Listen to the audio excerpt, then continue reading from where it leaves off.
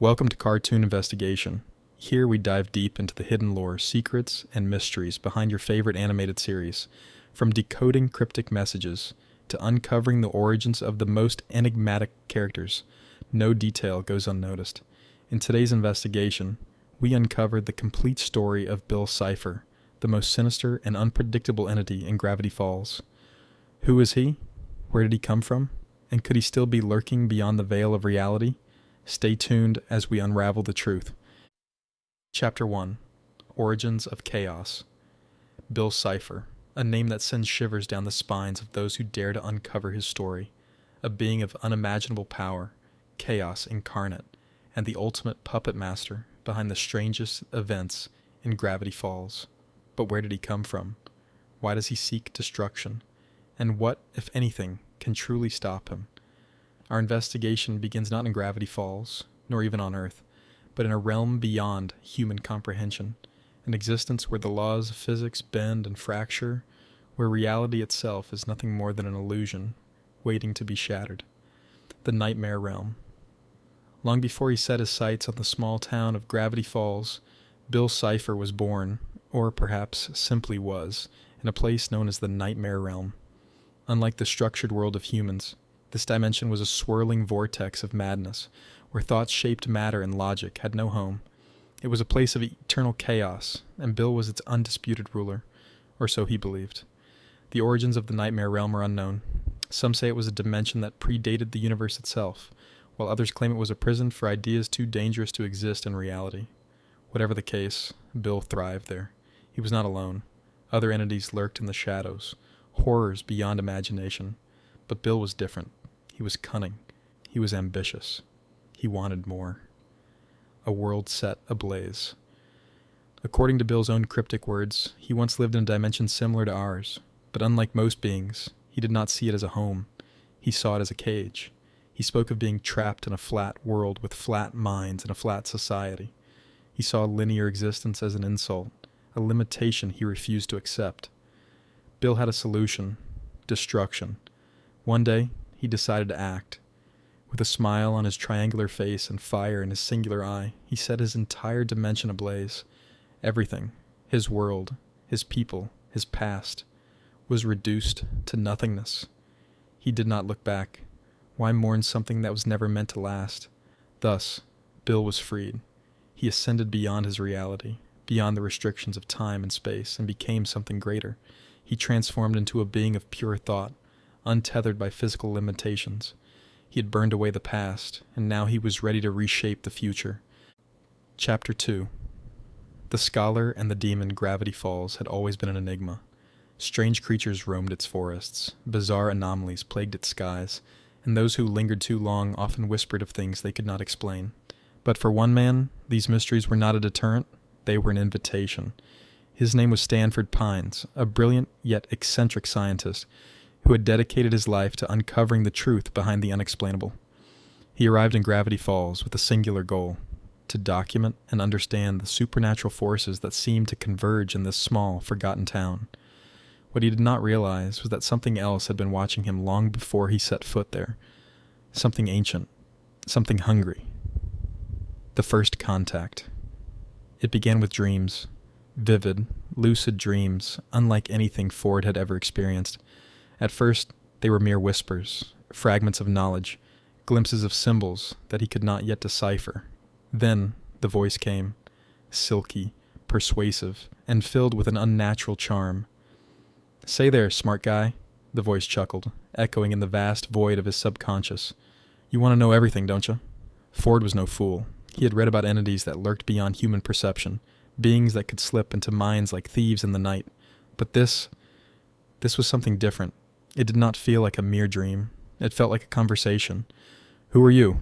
Ford asked, trying to steady his voice. A shape emerged from the darkness, a golden triangle with a single, piercing eye. It floated effortlessly, a mischievous grin, stretching across its surface. "Name's Bill. Bill Cipher. But you can call me your new best friend." Ford should have run. He should have woken himself up, banished the thing from his mind before it was too late. But curiosity is a dangerous thing, and Ford was nothing if not curious. He listened. And that was his first mistake. According to Bill's own cryptic words, he once lived in a dimension similar to ours, but unlike most beings, he did not see it as a home. He saw it as a cage. He spoke of being trapped in a flat world with flat minds and a flat society. He saw linear existence as an insult, a limitation he refused to accept. Bill had a solution: destruction. One day, he decided to act. With a smile on his triangular face and fire in his singular eye, he set his entire dimension ablaze. Everything, his world, his people, his past, was reduced to nothingness. He did not look back. Why mourn something that was never meant to last? Thus, Bill was freed. He ascended beyond his reality, beyond the restrictions of time and space, and became something greater. He transformed into a being of pure thought, untethered by physical limitations. He had burned away the past, and now he was ready to reshape the future. Chapter 3. The Fall of Stanford Pines. Ford Pines had unknowingly forged a pact with the devil. Bill Cipher's presence in his mind grew stronger with each passing day. Whispers became commands, visions turned into nightmares.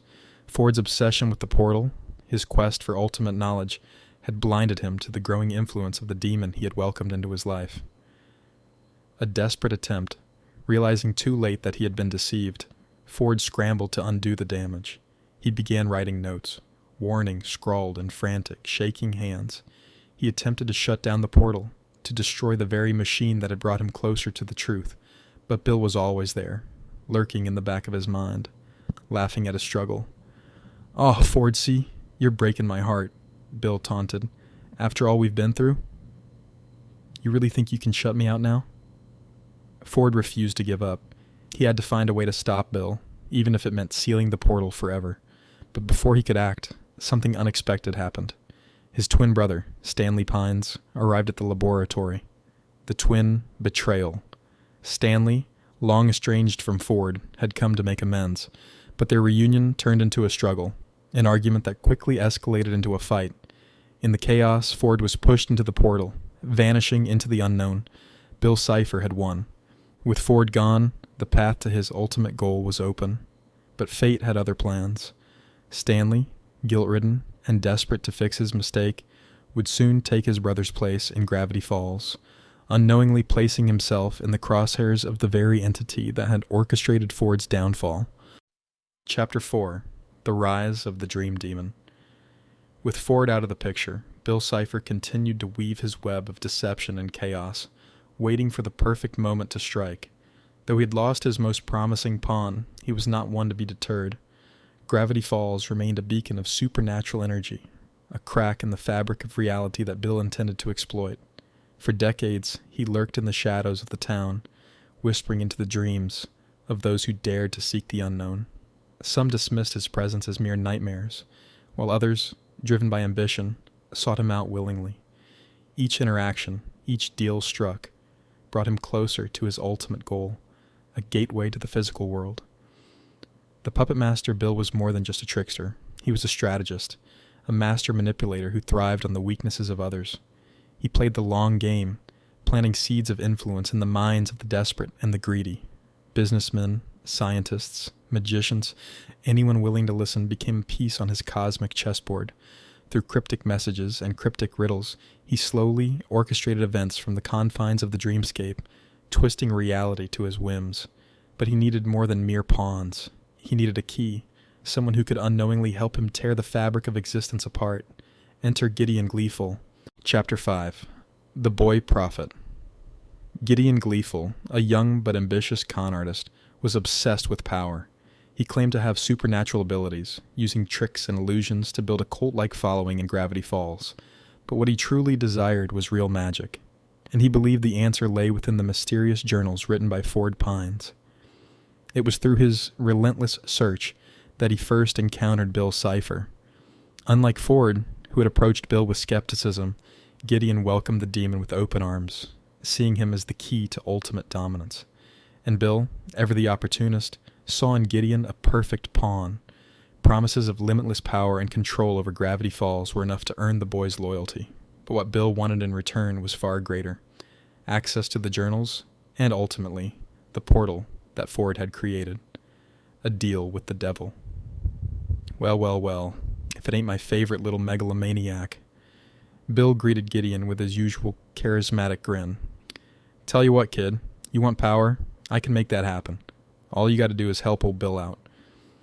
Blinded by his ambitions, Gideon eagerly accepted the deal. He didn't question Bill's true motives. He didn't stop to think about what he was inviting into his world. But he would soon learn that deals with demons never end well. Under Bill's influence, Gideon became more reckless, his hunger for control turning into an obsession.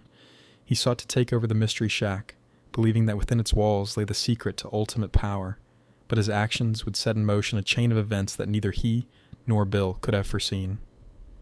Chapter 6. The Breaking Point. Though Gideon ultimately failed in his attempt to seize the shack, his actions led to an unintended consequence. He inadvertently brought a new player into Bill's game, Dipper Pines. Dipper, a curious and determined boy, had already been drawn into the mysteries of Gravity Falls. But with Gideon's growing aggression and the discovery of Journal 3, he became more than just a bystander. He became an obstacle. Bill, sensing the potential threat, decided to make his move. He entered Dipper's dreams, appearing as a friendly guide, a fellow seeker of knowledge. But unlike Gideon, Dipper was skeptical. He questioned Bill's intentions, resisted his influence. This only made the demon more determined to break him. As the battle for Gravity Falls intensified, Bill's influence grew stronger. His goal remained unchanged: the opening of the portal and the complete takeover of the physical world. But as he would soon learn, the Pines family was not as easily manipulated as he had hoped. Chapter 7. The Day of Reckoning. The final stage of Bill's grand plan was set in motion when the portal, long dormant, was reactivated. The time for subtlety was over. With a triumphant laugh, Bill finally broke free from the dreamscape and entered the physical world. Weirdmageddon had begun. Reality itself began to warp under Bill's influence. The sky turned a sickly yellow. Gravity became meaningless, and twisted monstrosities roamed the town.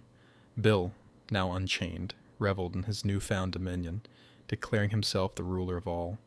But even in the face of such overwhelming chaos, resistance remained. Dipper, Mabel, Stanford now returned, and their allies refused to surrender. They fought back, using knowledge, wit, and sheer determination to stand against the seemingly unstoppable force that was Bill Cipher.